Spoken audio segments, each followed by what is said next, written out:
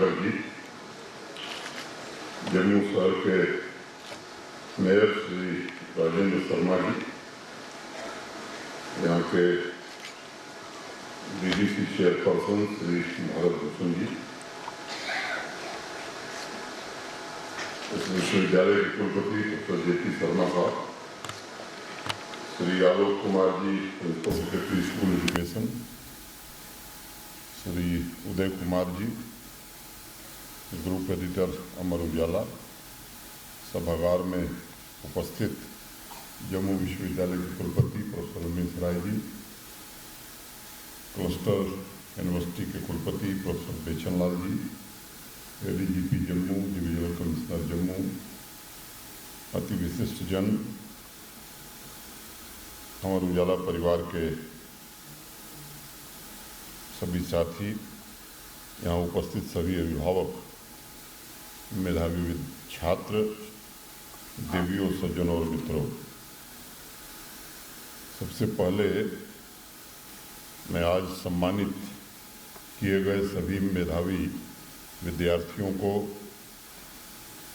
ढेर सारी शुभकामनाएं देता हूं और उनके उज्जवल भविष्य की कामना करता हूं। 10वीं और 12वीं कक्षा के सभी मेधावी विद्यार्थी जो यहाँ हैं और जो नहीं हैं, उन्हें भी इस अवसर पर मैं बधाई देता हूं और शुभकामनाएं भी देता हूं।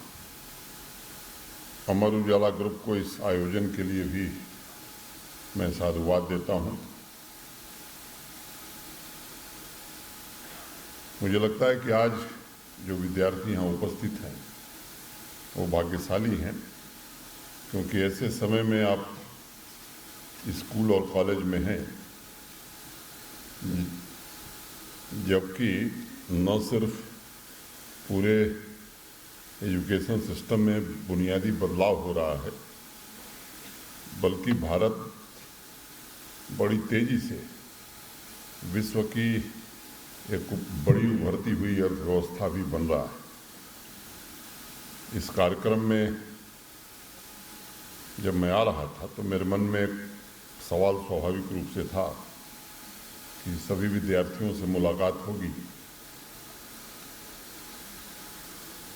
तो उनसे क्या बातचीत करूंगा।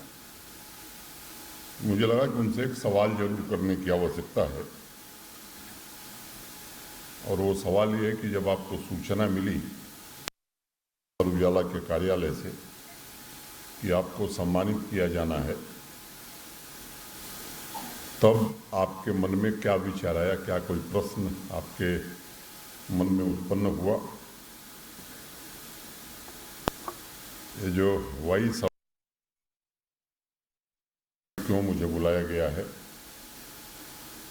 ये प्रोग्राम क्यों हो रहा है, मैं समझ सकता हूँ या देख सकता हूँ कि बहुत से विद्यार्थी एक दूसरे की तरफ देख रहे हैं, और मुझे लगता है कि ये जो वाई शब्द है एक विद्यार्थी के जीवन में उतना ही जरूरी है जितना कि हमें जीवित रहने के लिए सांस लेने की आवश्यकता होती है। लेकिन पिछले कई दशकों से जो हमारी लर्निंग जर्नी है, यानी जिसे सीखने की यात्रा कह सकते हैं, काफ़ी हद तक ये वाई शब्द उसमें से गायब हो गया था, और क्लासरूम में यदा कदा ही ये शब्द सुनाई पड़ता था, और गलती से कोई विद्यार्थी वाई या हाउ शब्द का प्रयोग करता था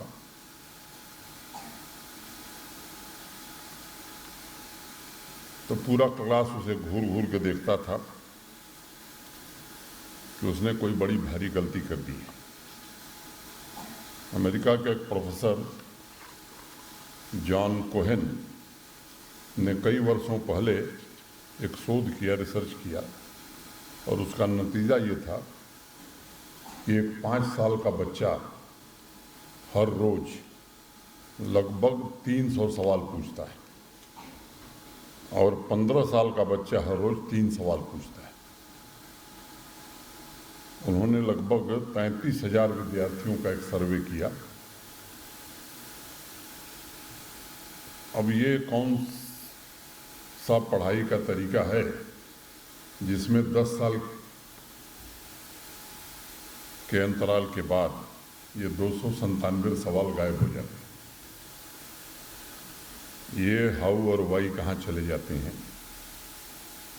और प्रोफेसर कोहेन के रिसर्च और सर्वे का निष्कर्ष था कि बच्चा जैसे जैसे बड़ा होता गया वो सिलेबस में इस तरह उलझता गया, जकड़ता गया कि सोचने की पूरी दुनिया उसकी करिकुलम के इर्द गिर्द ही रह गई और धीरे धीरे उसके अंदर जो क्यूरियासिटी थी, जिज्ञासा थी, वो समाप्त होती चली गई।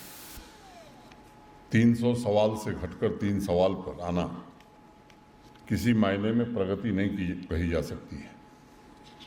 और इसीलिए मैंने आपको कहा कि आप भाग्यशाली हैं।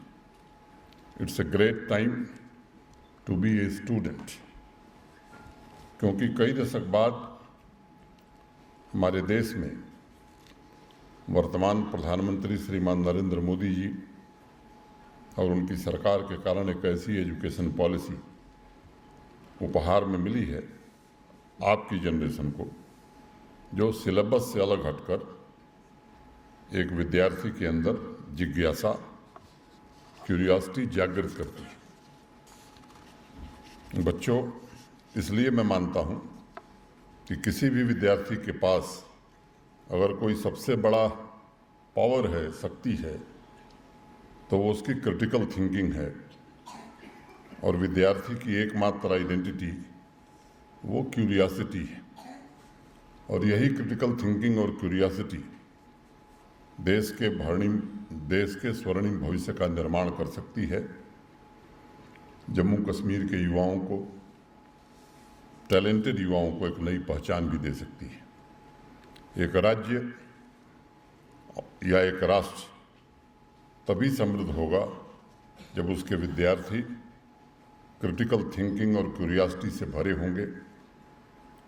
और इसलिए आज से ही मन में ये संकल्प लेना चाहिए कि क्लासरूम सिर्फ सिलेबस पूरा करने की जगह नहीं है, बल्कि आपकी जिज्ञासा को और जागृत करने का वो पवित्र स्थान है। मैं अभिभावकों और विद्यार्थियों दोनों को ये भरोसा देना चाहता हूँ कि इस लर्निंग जर्नी में जिस आवश्यक सुधारों की आवश्यकता है, जिन सुविधाओं की ज़रूरत है, उसके लिए प्रशासन कदम उठा रहा है और उसके लिए हम पूरी तरह प्रतिबद्ध हैं। स्कूल एजुकेशन में नेशनल एजुकेशन पॉलिसी की जो रिकमेंडेशंस हैं, उनके आधार पर teacher student mentorship, vocational training, syllabus में ज़रूरी परिवर्तन किए गए हैं।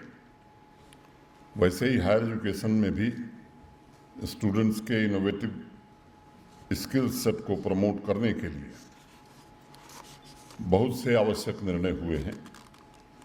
अभी कुछ दिनों पहले हायर एजुकेशन काउंसिल की बैठक भी हुई थी और एक फ्यूचर रोड मैप क्या होगा जम्मू कश्मीर का, उस पर चर्चा भी हुई शिक्षाविदों के साथ। मैं उम्मीद करता हूँ कि एक ठीक दिशा में जम्मू कश्मीर आगे बढ़ेगा। अभिभावकों से भी मेरा एक आग्रह होगा, सामान्यतया बच्चा जब पढ़ता है तो अभिभावक भी अनावश्यक रूप से, अगर छात्रावास में रह रहा है या घर पर ही रह रहा है, तो पढ़ाई किए कि नहीं किए, खाना खाए कि नहीं खाए, और कुछ दूसरी चर्चाएं। आज हमने एक बहुत बड़ा मकान था, उसकी रजिस्ट्री करा दी। मेरे पड़ोस वाले ने ये टेलीविज़न लाया था, मैं भी आज ले आया। मुझे लगता है इससे बचने की ज़रूरत है और विद्यार्थी स्वतः आत्मविश्वास के साथ आगे बढ़े। उसमें आप क्या सहायक हो सकते हैं, मुझे लगता है कि इस दिशा में हमें सोचने की ज़रूरत है।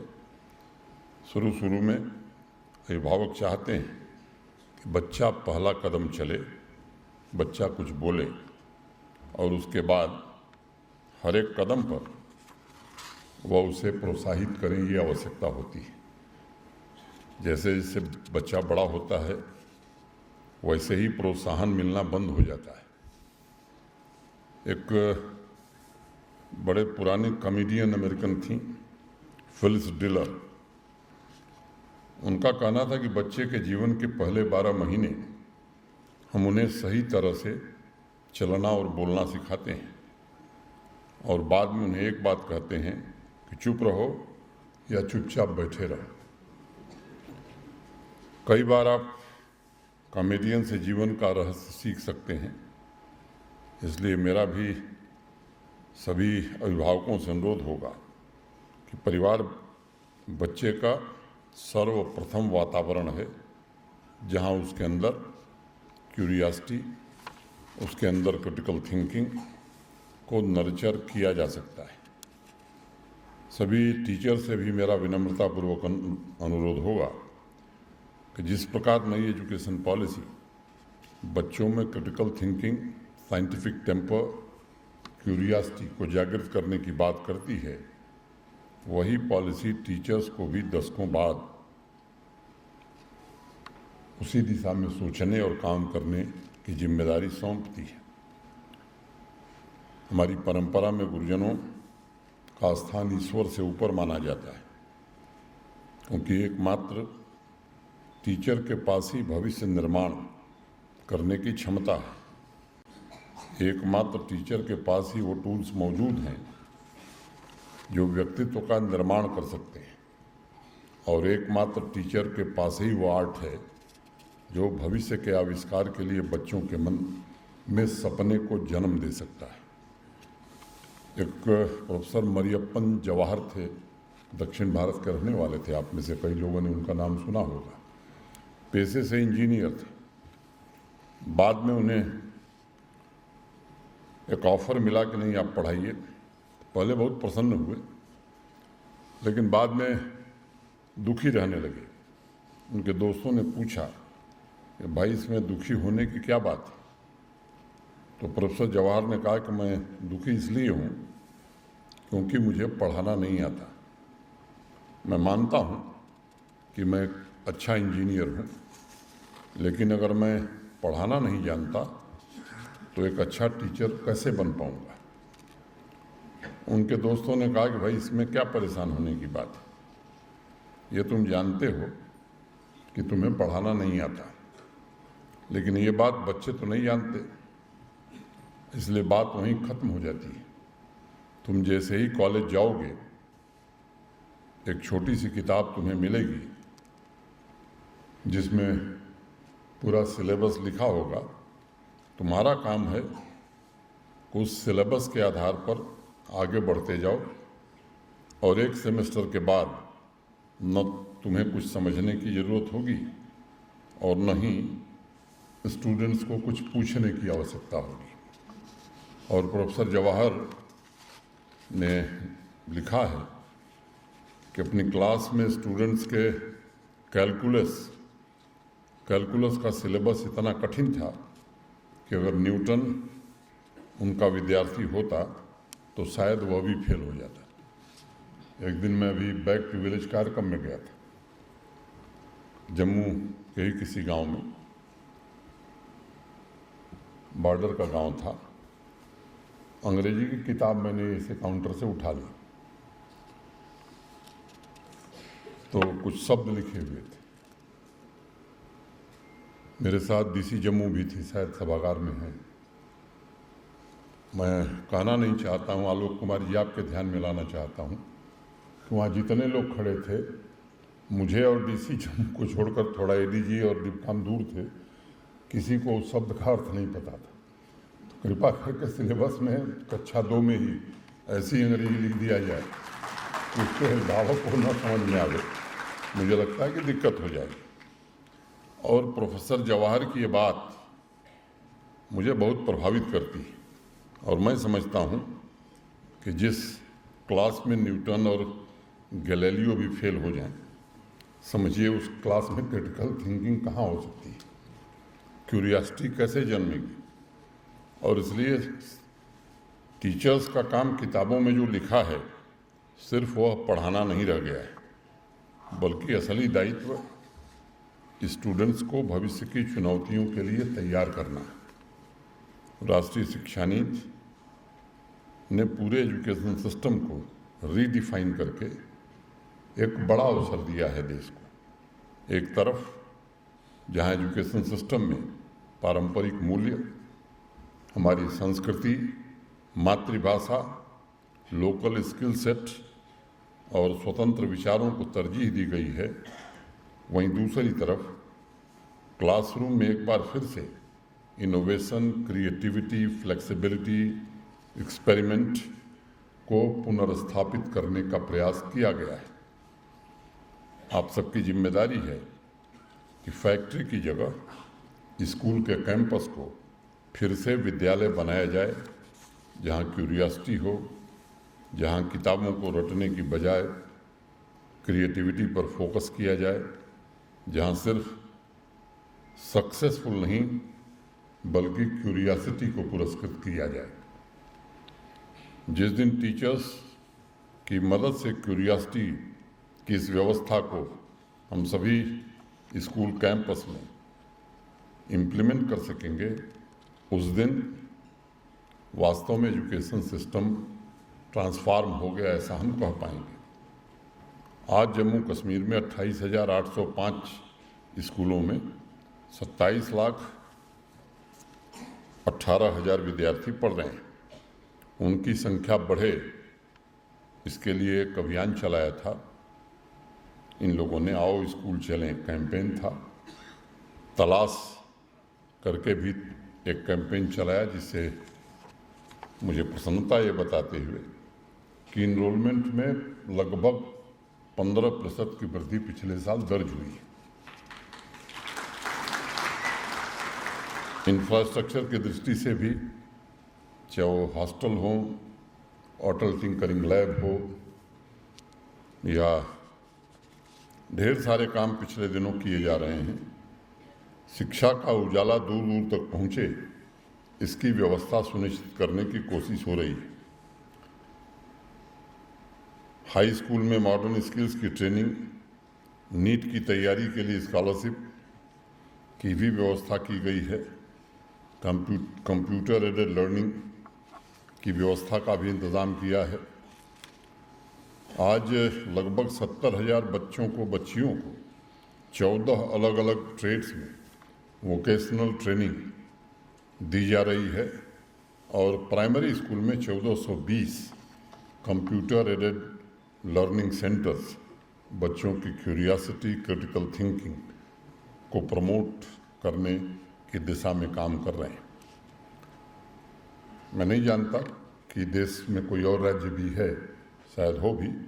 जम्मू कश्मीर एक ऐसा संघ शासित राज्य है, या मैं कहूँ यूटी है, जहाँ कक्षा 12 तक किसी विद्यार्थी को कोई फीस नहीं देनी पड़ती है।